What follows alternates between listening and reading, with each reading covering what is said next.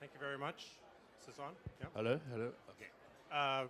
Well, I guess the first thing you need to know about Jimmy is that he hates going to banquets and he hates giving speeches. So the way we got him here was to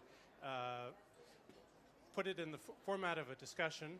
And I've known Jimmy for more than 20 years now, since the mid-90s. And since we talk about Hong Kong politics and media all the time, we're just going to try and have our normal discussion and hope that it will be of interest. And then we'll open it up for some questions at the end. Okay. So I guess we should start with Hong Kong politics, since that's what we were brought here to discuss, although I know you also want to talk about the media business a bit. Right. But it struck me that in the last month or two, you have been surprisingly optimistic. And I think probably everybody would like to hear why you have a positive outlook on what's going on in Hong Kong, since sometimes it seems rather grim. Well, I think the political reform of Hong Kong is now on the table after the umbrella movement. So the Chinese will have to resolve this problem. They can't just sneak it through. And I also heard that there are rumor, maybe it's becoming true, that they want to use money to buy some votes to have the reform bill passed. I don't think they're this down low to do things like this. Even if they bought the vote to pass it, this means that they solved the problem. So eventually, I think they will have to solve the problem. Whether that will be a big compromise between the two parties or what, I don't know. I'm not part of it.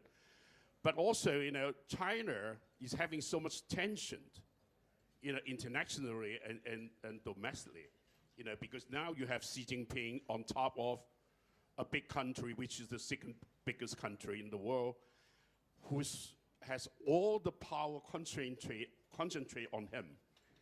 So, if you have a dictator on top of the second biggest country in the world, you make the world very restless.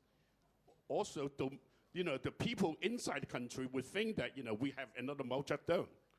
If he just gave Hong Kong the universal suffrage, that would turn the whole perspective in a much more denied light.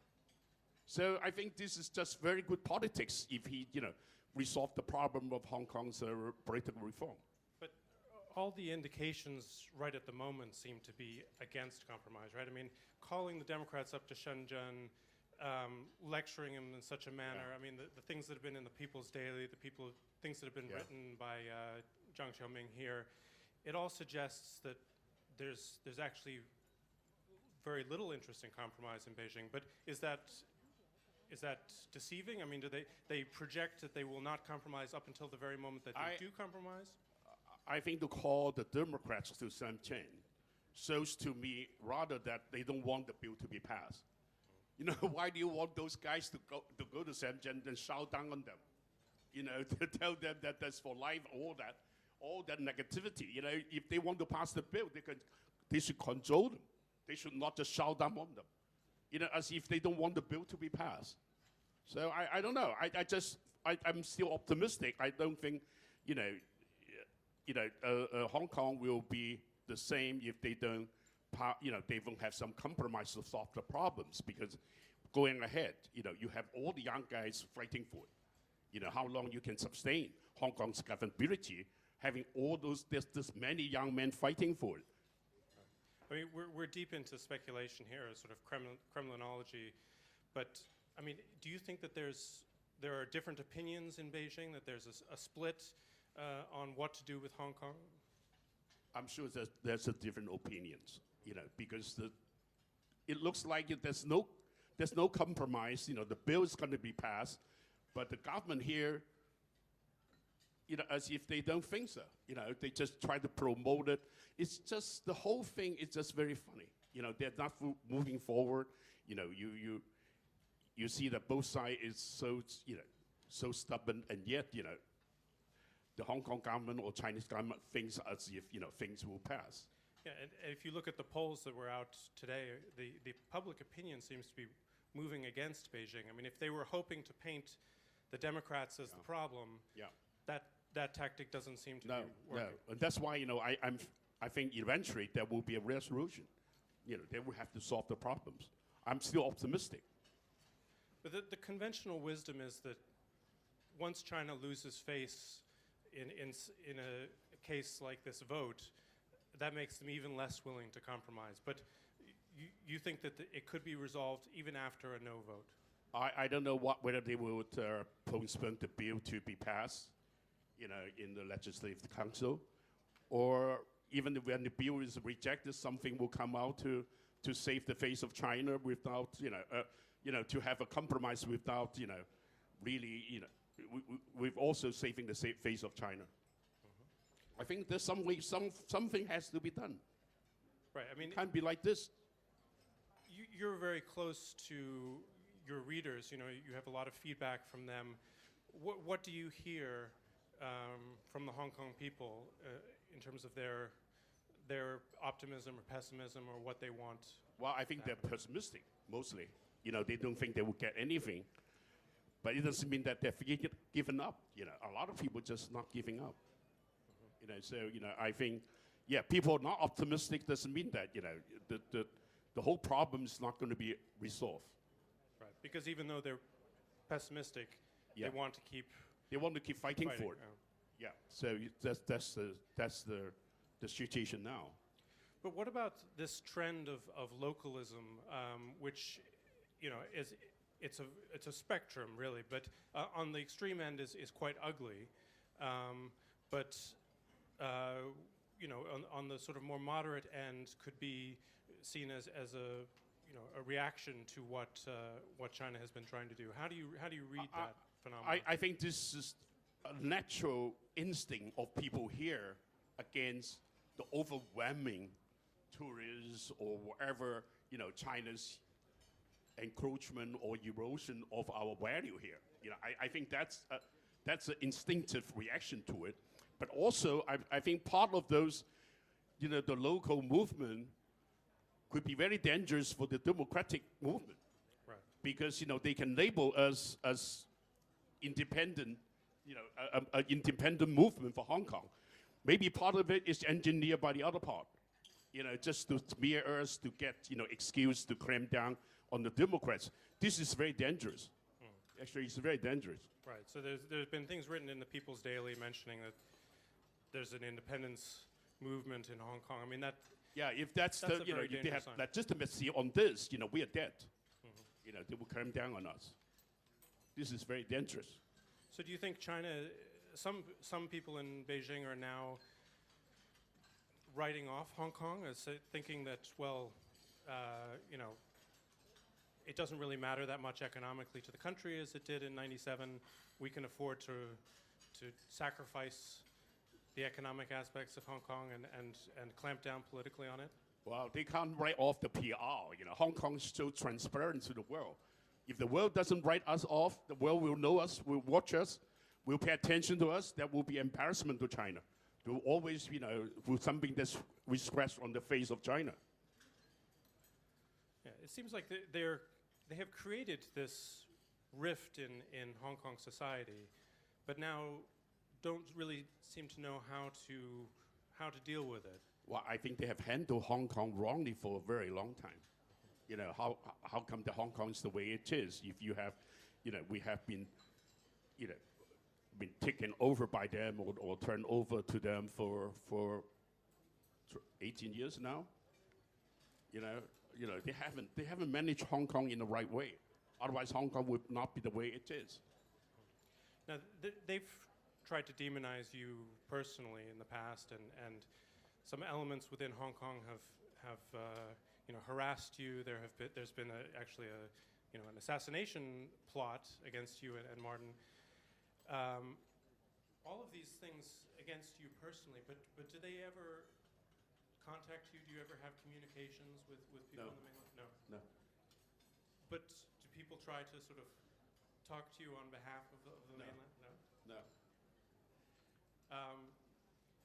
Well, perhaps we should talk about the media business a bit. Right. It's better. It's a better issue. We were talking recently about how you believe.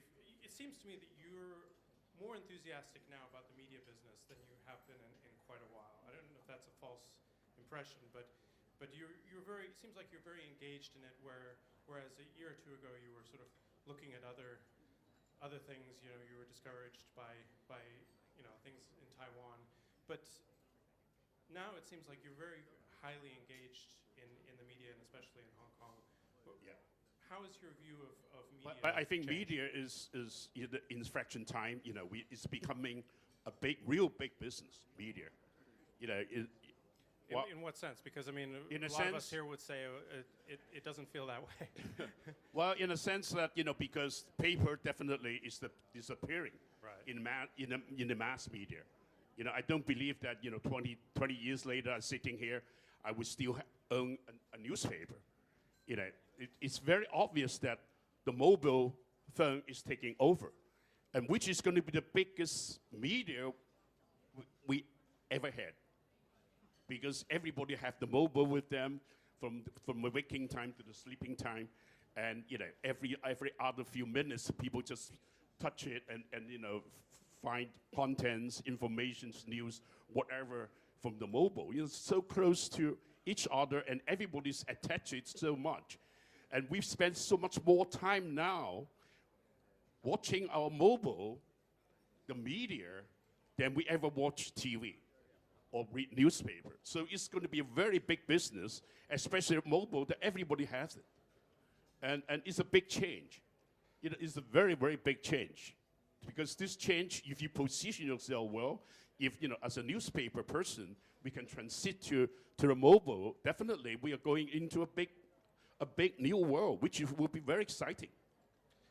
But up until now, people have been skeptical, have been discouraged by the ability to monetize mobile, attention to stories. But you recently said that you think that the ad rates for the people will be willing to pay for mobile will inevitably definitely. go up Now, because they're underpriced at the moment. And well, at the moment, I mean, it's very obvious to everybody sitting here or anywhere that the mobile is taking over. Nobody has a doubt about this.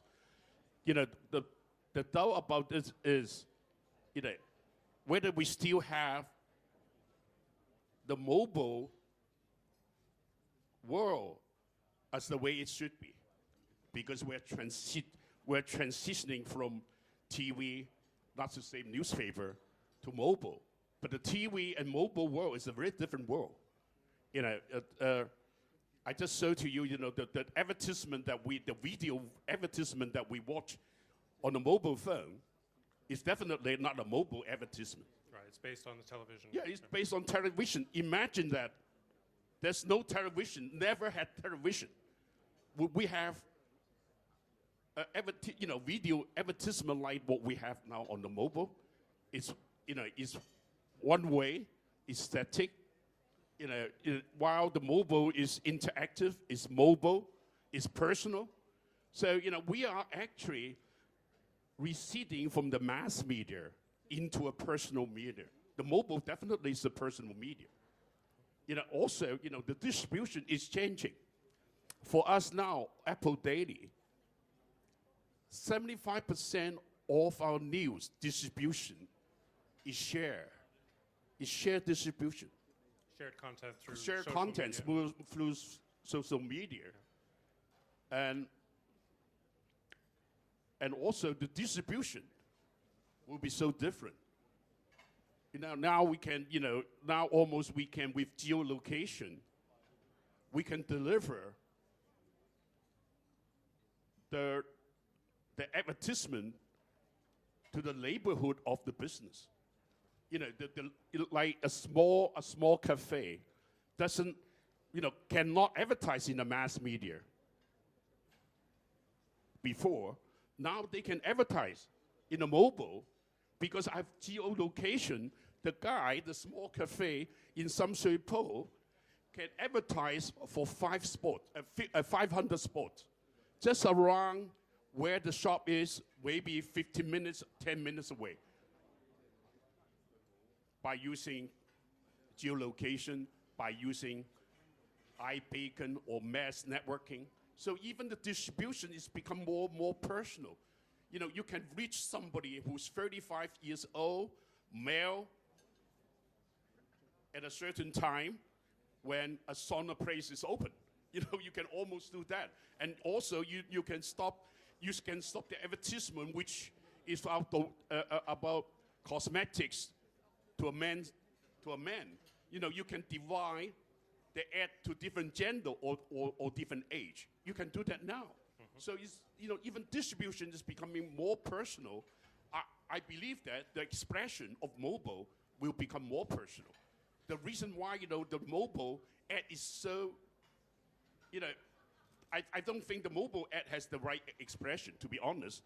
And the price, the premium is very cheap.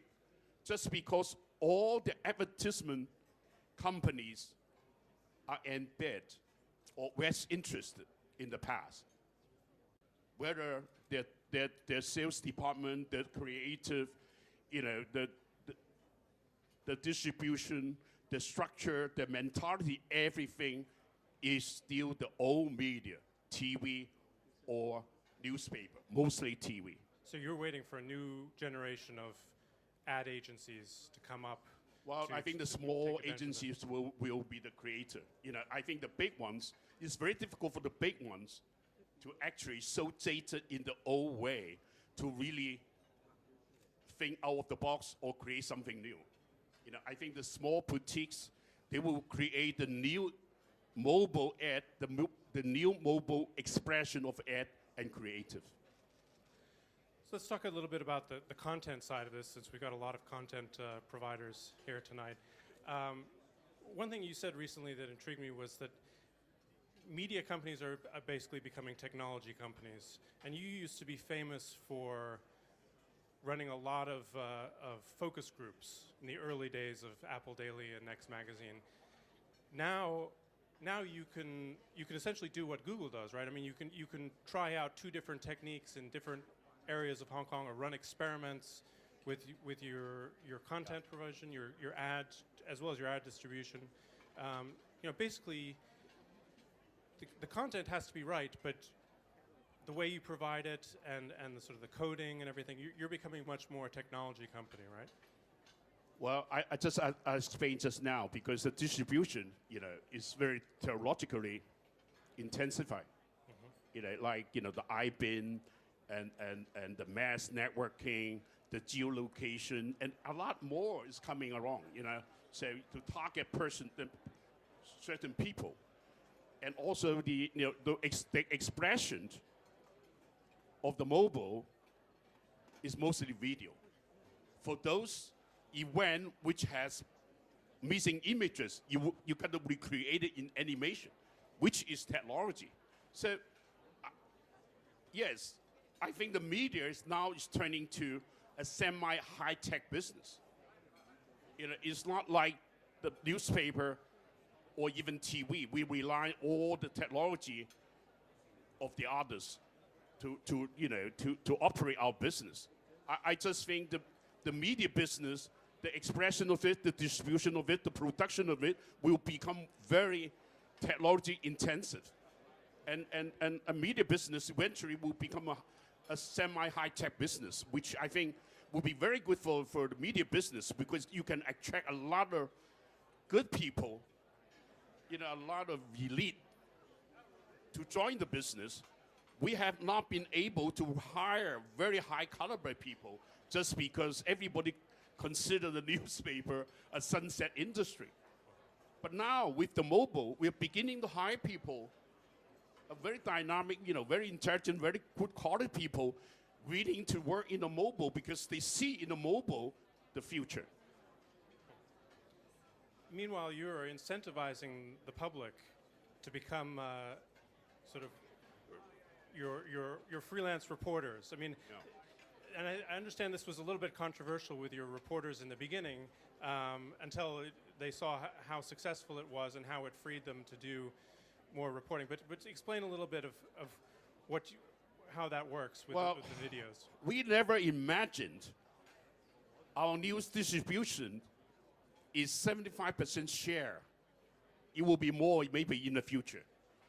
And now, maybe everybody here cannot imagine, in future, very near future, 75% of our news material is from the user. It's called UGC.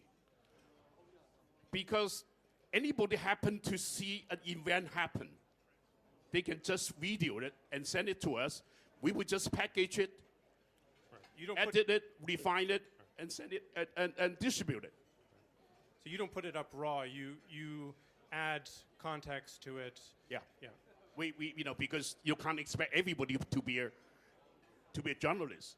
Because sometimes we get the material from the user, we still have to follow up on the stories, because the user just see what happened, and they just give you the video and some information, but we have to follow up on the background, what happened and all that. That only a reporter can do. So reporters still have a lot to do, follow up the story, edit it, and package it, or sometimes even package it with animation, because a lot of those images is missed. It's hard to make sense of You it. have how to make sense of it. So it's a new business there.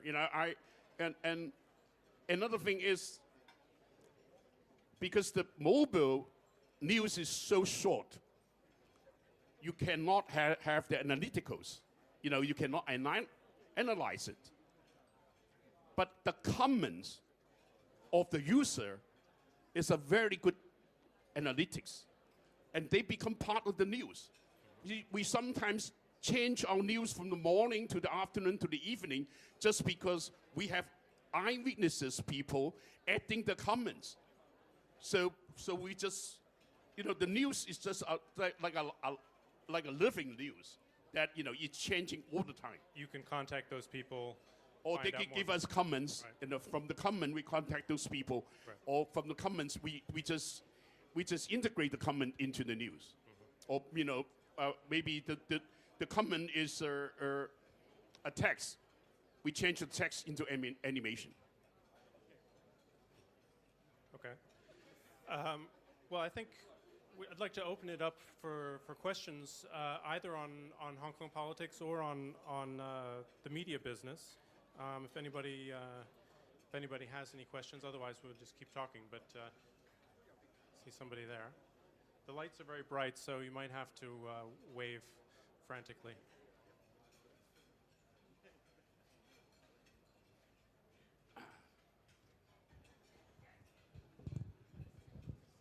And please, if you could identify yourself, that would help. Look, can't hear you. Can't hear you.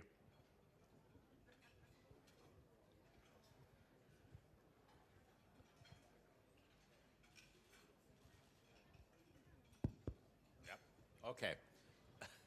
My name's Andrew Davis from Bloomberg.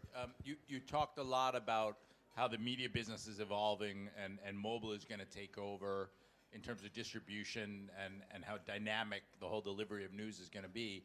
But how do you monetize that? How do you make it a business?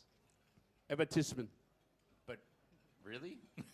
Yes. Is it there? Is it willing to pay what it costs? Well, it's going to be there for sure.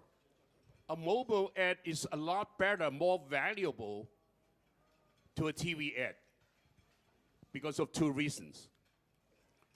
The first reason is you got to click it. You make sure that somebody watch it. You almost know who watch it, a female or male. It's very variable. If we just give the male ad to the male and the female ad to the female, we double the value of the ad. And the other thing is, because of share, the share news has made news more valuable. I may not trust the news that I receive the media, but I trust that my friend share with me. If my friends share the news with me, first, I trust it. Second, because that is part of my community that I have, I have a lot of share value, share conversation with this community. So it's a share news has made news more valuable than ever. So with the mobile share news, the value for ad is also upgrade. But I think what he's getting at is you have to incentivize people to accept the ads. I mean, if you have pop-ups, people find ways of getting rid of pop-ups, videos, You can. Of course, now you have the software like the I/O, to skip the ads. But there are a lot of ways that you can link the ad with the news. There's a way that you can have people watch the ad. Right. I think you suggested that with users in Hong Kong, you might, have some incentives that, if they won't be able to get if they've canceled out the ads, things like that, right? Yeah, because you can. There's a lot of ways to do that. And also, on the landing page, you can have people watch the ad before they get into it. So a lot of ways to do it, actually. Okay. Any other questions? I see one hand over there. I don't want to skip all the people, and there's one hand over there. So why don't we take one and then over here? Mr. Lai, Keith Wallace from Reuters. How do you see the Hong Kong free press changing the media landscape in Hong Kong? Thank you. Pardon me, what did you say?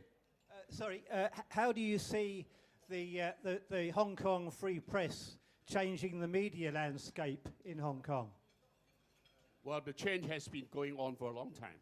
No, in terms of both how it's looking at sort of crowdfunding and also the way it's looking as an independent voice to what Occupy created. Oh, you mean a lot of small setups of those online media companies? That's right. Yeah, I think that's going to be very important, and I think those small, platform will create a lot of new way of expression, new way of delivering news, and also the new definition of news. Now we as traditional media guy, we always look at news as what we think news is. But now I tell you, in the mobile world, some really stupid news, you can have 1 million hits. News is being redefined. News is getting very personal. People can relate to news through their own experience. They don't want just to get information. They want to get the relationship. They want to get the personal relatedness with the news. So, news is being redefined, even in the mobile world. So if we think that news is the way that it was, you're wrong. A lot of news that people watch are news that we think we would never dare to put in a newspaper or on the TV. So news is being redefined, and those small, platform will redefine it. And people, the UGC, the people use the content, will redefine it. And this is a very important point of it. Like what I was just saying that, now we have share of 75% of the news distribution. In the future, I think maybe 75% of the material we get for our distribution are from the user.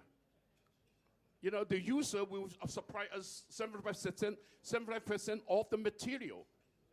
And this eventually, the media will be controlled in the hand of the user. Well, they share the news. If they don't like your news, they won't share it. So your distribution is controlled by the user. And they take the event happen in front of them to transmit to you. And what they take is what they like, or what they chance into.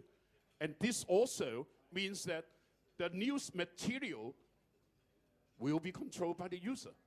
So as a media, we think that we have a control. No, we won't have a control in the future. What kind of news we run or what kind of distribution we want.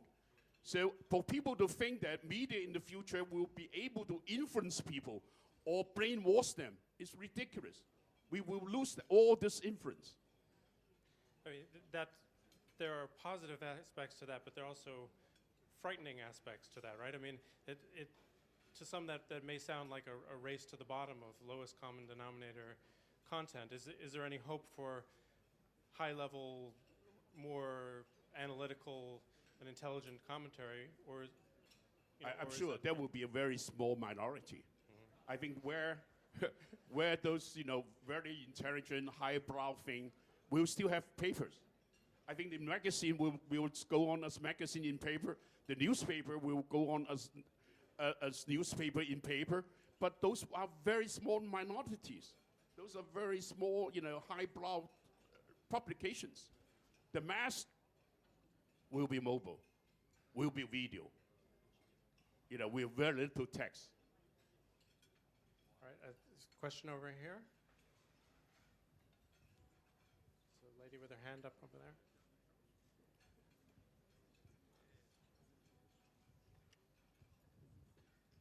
Jin Yang from South China Morning Post.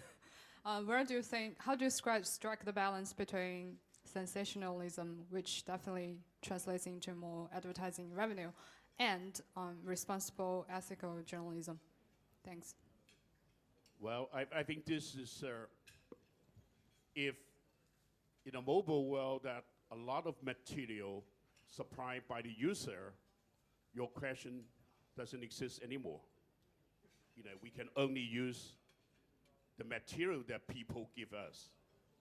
And whatever your sensationalism, whatever, at the end of the day, news is a product that we sell. How you package it is up to you. It doesn't mean that you make it sensational, you can sell more. No, there's an art of packaging, not just sensationalism.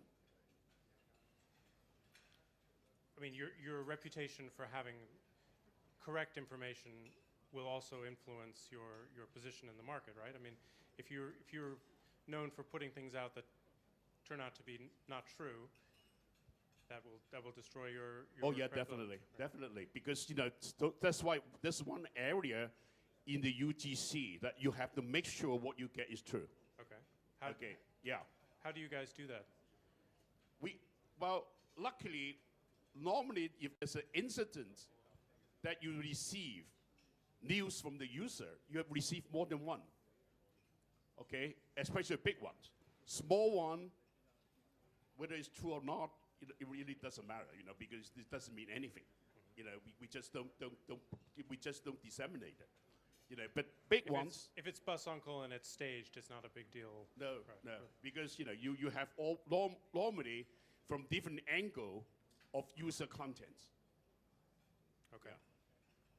Well, sometimes if you only have one, you have to check because you know where it happened. Right, So and check. the crowd becomes the fact checkers also. They react to things and will very quickly point out. Definitely. But doesn't this reduce you to just being a platform? I mean, how do you? What is the value add then of the media you business? can add a lot of value. The follow up, the packaging, including technology packaging. How are you going to use different films to supplement it, or animation, or even edit it, or even put some text into it, package it. The distribution is a lot of add value there. Who do you distribute this to? In the future, you don't distribute all the news to everybody. You only distribute certain news to certain people. The business has become a lot more complicated and a lot more technological intensified. Okay, how are we doing on time? Should we take one or two more questions, or what do you feel like? People finishing their. One or more. Okay. Any other question? See another one from this table, and one from SK, I think, in the back.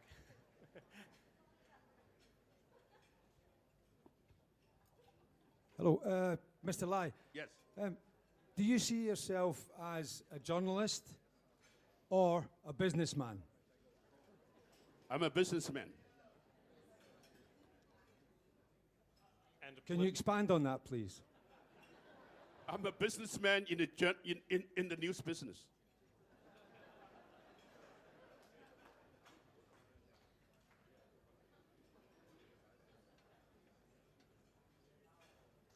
And maybe just to follow up on that, how does your, you're active in Hong Kong politics. That's no secret. How does that affect your publications? How do you separate your political views from the news operations? To what extent? Well, I think it's unavoidable that my own conviction and personality extend to my news business. This is inevitable.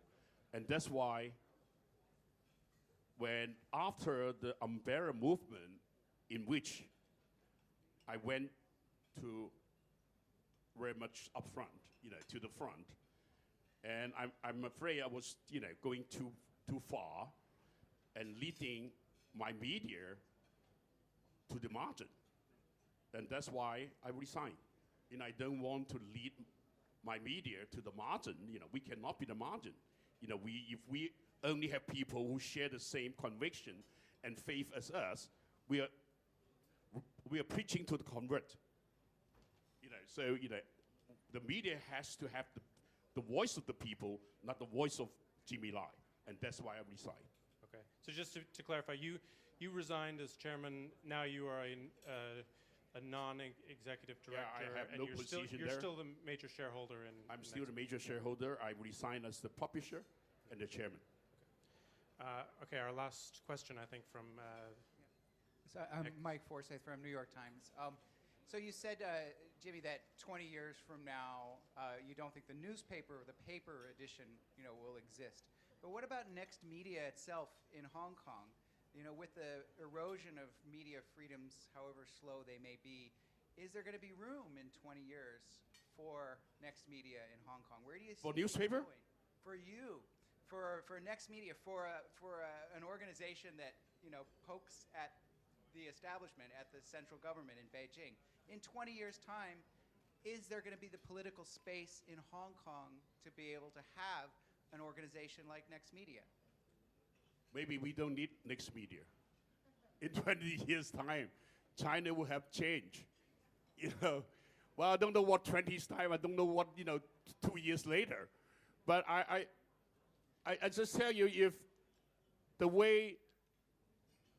in 20 years it will be the same as now, there will be Next Media, or somebody else who's a Next Media.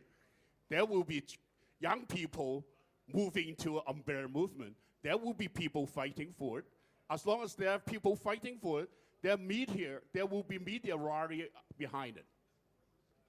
No, it depends on the evil. It doesn't depend on time. If the time needs somebody to come up and fight, I'm sure some people will come up and fight. In 20 years, I will be too old, but somebody will. Well, maybe that brings it back to the beginning, because it's always seemed to me that your optimistic outlook is based on your belief that China will change, China will become democratic. I think you will. Not in a set time frame, but you believe that it is coming. I believe it's coming. Maybe the democratic system will be different from the Western one. But I just don't think that China can be an island. It's too big an island. China cannot be an island in this world. Impossible. Because if you're so big, the tension you create internationally makes China very difficult to survive in this world, no matter how big you are. If you don't share the value eventually. The only way the world can absorb a globalized China is as a democratic China? Exactly. Yeah, I think, the world is actually many times bigger than China. And the world is many, many times more dynamic than China. And eventually, China will have to quote, not the world to China, but China to the world. Okay, well, thank you very much. Please join me in thanking Jimmy for his Thank you. thoughts. And I think Thank you very much, Jimmy Lai. Hugo, if you would just stay on stage for one moment, we're going to invite Tom Leander to come up. We'd like to take some photographs. Since none of us journalists will really exist in a few years' time, according to Jimmy Lai, let's get a picture.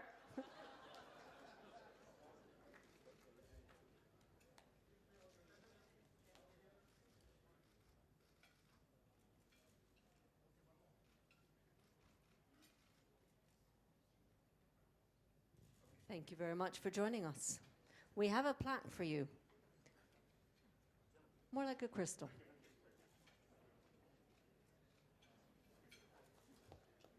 Thank you very much.